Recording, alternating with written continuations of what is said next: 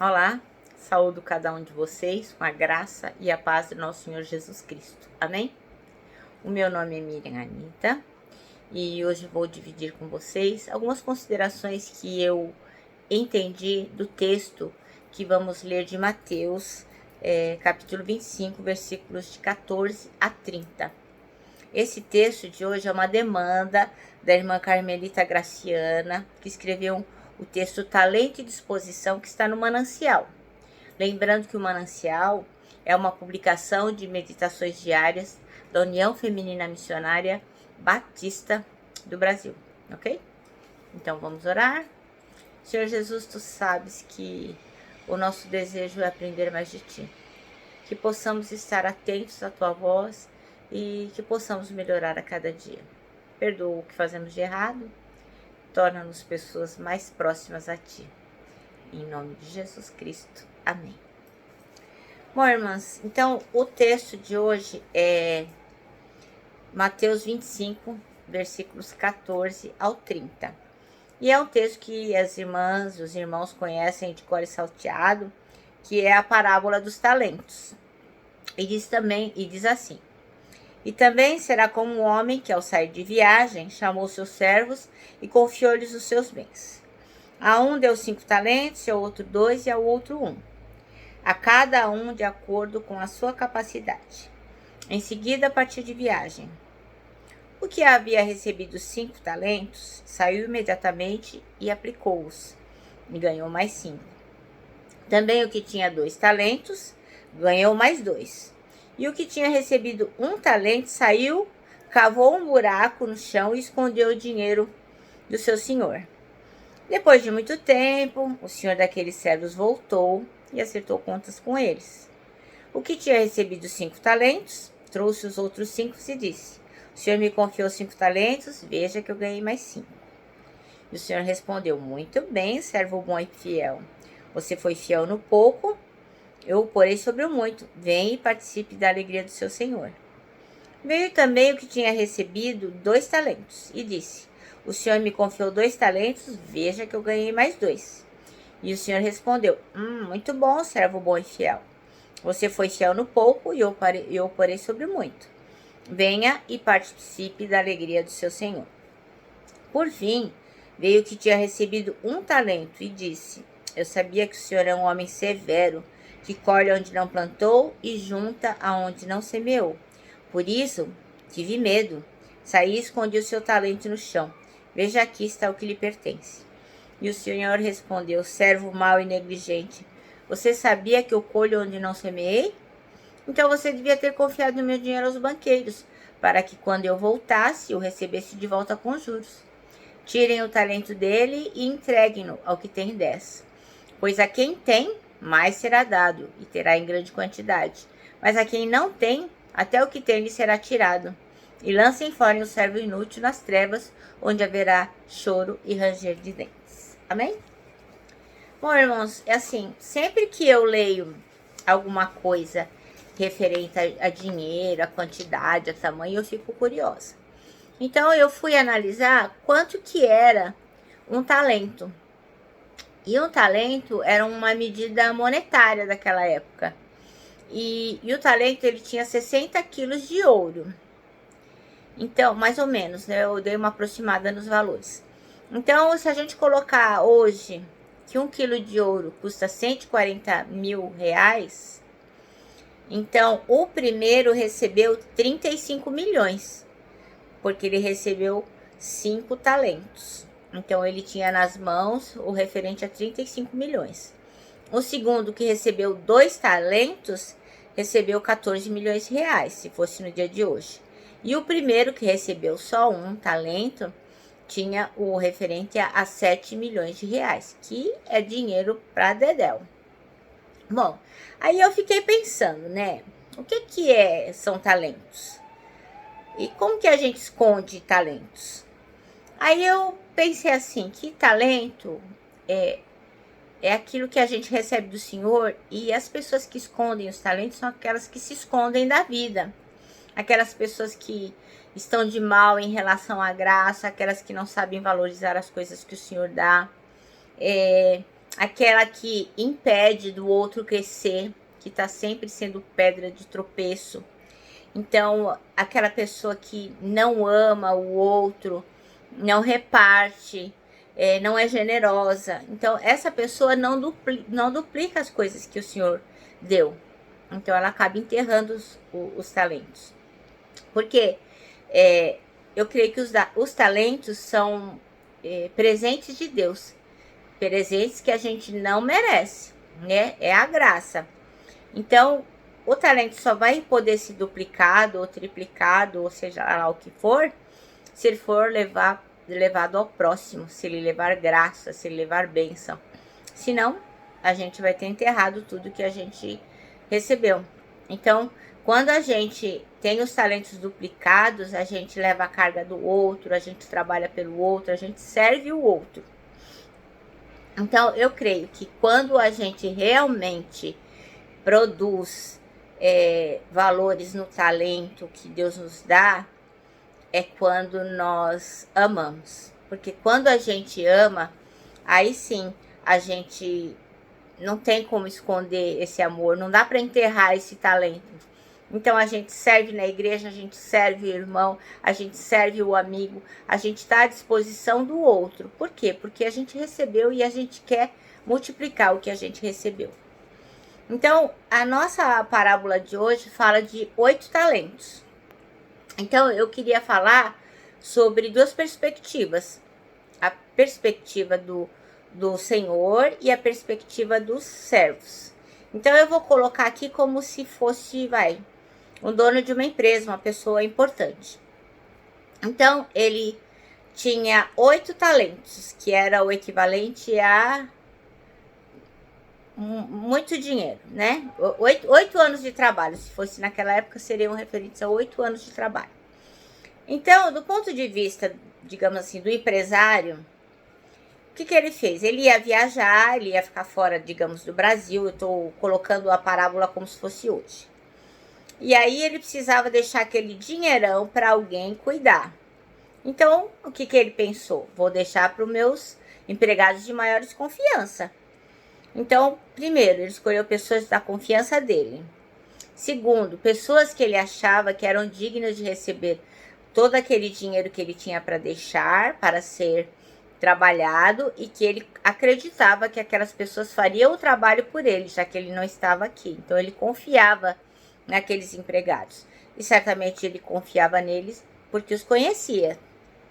Outra coisa, ele queria envolver essas pessoas nesse projeto. Então, ele repassou o dinheiro para eles porque queria que eles também participassem disso. Então, este empresário, ele tinha uma expectativa quando ele deu lá os 35 milhões para um, os 14 milhões para o outro, os 7 milhões para o outro cuidar. Esse era o ponto de vista do empresário, digamos assim.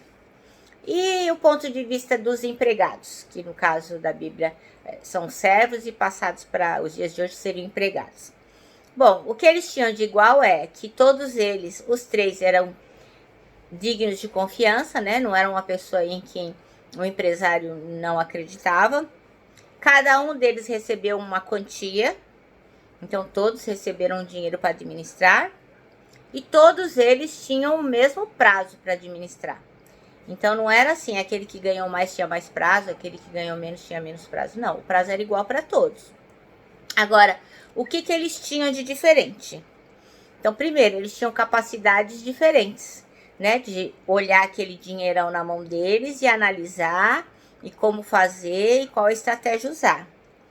Eles tinham também quantias diferentes, né? Um recebeu 5, outro recebeu 2 e outro recebeu 1 talento. Então, um tinha 35 milhões, outro tinha 14 milhões e outro tinha 7 milhões. Então, a visão deles em relação ao empresário também era diferente. Eles não tinham a mesma visão. Então, conclusão. Cada um cuidou do dinheiro conforme a sua expectativa. Então, assim, como eles, a gente também não sabe o tempo que a gente tem para cuidar das coisas que o Senhor coloca nas nossas mãos. Então, a gente tem que trabalhar, tendo estratégias, buscando recursos, administrando os bens que o Senhor coloca nas nossas mãos, os talentos. Tanto trabalhando na igreja para o corpo de Cristo, tanto trabalhando no mundo para o corpo de Cristo, tanto trabalhando com os irmãos, com os amigos. Nós temos talentos a serem trabalhados. Então, lá no caso da parábola, o primeiro ganhou 100%, né? O segundo, 100%. E o terceiro, ele não ganhou nada. Ele, do jeito que ele entrou com 7 milhões, quando o empresário voltou, ele estava com 7 milhões na mão. Por quê? Porque ele tinha medo. O medo paralisava ele. Ele tinha medo de ser derrotado. E ele sabia que talvez ele não tivesse capacidade de lidar com aquele monte de dinheiro, a despeito de o empresário ter confiado nele, mas ele tinha medo. Então, ele sabia que se ele falhasse, ele não teria resultados. E daí, o que ele resolveu? Resolveu enterrar o dinheiro para não ser punido. Então, ele pensou, vai ser menos pior, né? Então, o primeiro e o segundo acertaram no que fizeram. Quando o empresário voltou lá da viagem dele, o empresário ficou tão feliz que tinha rendido 100% o dinheiro dele, que ele chamou essas pessoas para comemorar com ele a vitória, né? Agora, o que aconteceu com o que tinha só os 7 milhões? Este empregado, ele colocou a culpa em quem? No empresário. Então, ele era inocente. Ele tinha feito o melhor. Por quê? Porque ele veio com um discurso de severidade. Ele dizia assim, não, o senhor é tão severo que eu não ousei, então, tentar fazer coisa nenhuma. Então, se eu falei, a culpa é do empresário, a culpa é do senhor, porque o senhor é muito bravo. Então, eu não multipliquei.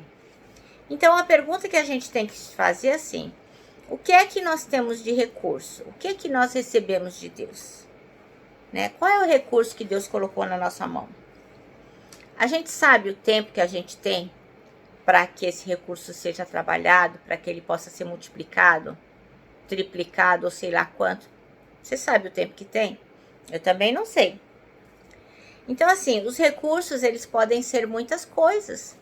Eles podem, inclusive, penso eu, naquilo que eu entendi, aquilo que eu entendo, que são estratégias para se pregar o evangelho, para se falar do amor de Deus, estratégias para se falar que Jesus Cristo veio no mundo, viveu como homem, morreu por nossos pecados e ressuscitou.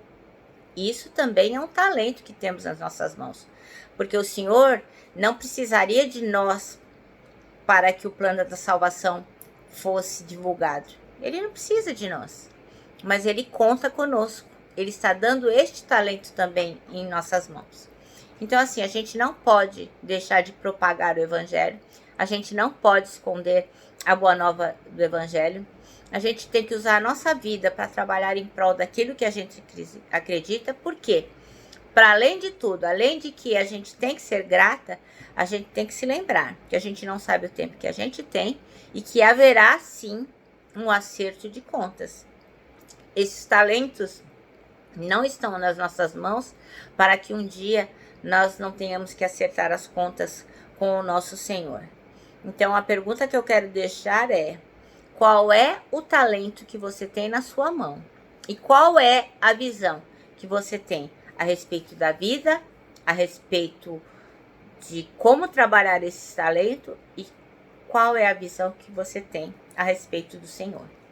Bom, o nosso manancial hoje fala sobre talento e disposição. O versículo que a irmã Carmelita Graciano escolheu é o número 20, que diz: o que tinha recebido 5 talentos trouxe os outros 5 e disse: o Senhor me confiou 5 talentos, veja, eu ganhei mais 5. Então aqui diz que a máquina de costura da mãe de Francisca era um lançamento na época. Ela era elétrica, muitos botões, diferentes pontos. Além de costurar por costura reta, ela chuleava, caseava, franzia, cerzia, arrematava e bordava. Era uma máquina de costura top. Só faltava falar, certo? Errado. Por quê? Porque desde que essa máquina foi comprada, ela ficou ali jogada como uma decoração no canto da sala. Por quê? toda vez que a visita vinha, via, nossa, olha, uma máquina de costura top. Todo mundo ficava, oh, que maravilha. Porque aquela máquina tinha tecnologia e tinha força. Mas em outro bairro da cidade, num canto da casa, sem nenhum enfeite lá, num cantinho, num cômodo assim meio desarrumado, estava a máquina da mãe da Sônia. Era uma Vigorelli. Ela estava lá, era um modelo antigo, não tinha nada de especial. O pedal era mecânico, lembra aqueles pedal da idade da mãe da gente? Da época da mãe da gente fazia assim. Ela era tingido de preto e estava já descascando. Mas sobre a cama e as cadeiras do mesmo cômodo estavam sendo estendidos lindos trabalhos já acabados ou em fase de acabamento. As peças vestiriam a clientela ávida pelas batas feitas sob encomenda e bordados inspiradas pela moda dos Beatles do ano 70. Então, assim, são duas máquinas. Aquela elétrica maravilhosa, top, e a outra que era uma Vigorelli já descascada, velhinha. Então, a primeira só faltava falar, mas não produzia nada. E a segunda, que não era top, já era velha, produzia muitas coisas. Então, a autora do texto diz que o paralelo acima permite concluir que o talento, impulsionado pela vontade, pode superar as limitações. Ao contrário, que a sofisticação e o volume de recursos não são garantias de desempenho nem de sucesso. Então, se você não tiver talento, boa vontade, desejo de construir, de fazer alguma coisa, não adianta você ter o melhor recurso na sua mão, que não vai dar certo. Então, o mais importante para desenvolver os talentos que recebemos são a vontade e a disposição para realizar alguma coisa. Então, não desperdice os seus talentos, tá bom? Nosso manancial termina dizendo assim: o mais importante para desenvolver os talentos que recebemos são a vontade e a disposição para realizar algo. Que possamos, então, ter essa disposição e a vontade para produzir 100, 200, 400, 1000% para o Senhor. Amém? Bom, eu me despeço aqui, deixando um abraço fraternal, o abraço de todo dia de Ursa, e termino com a palavra de ordem que é saudades.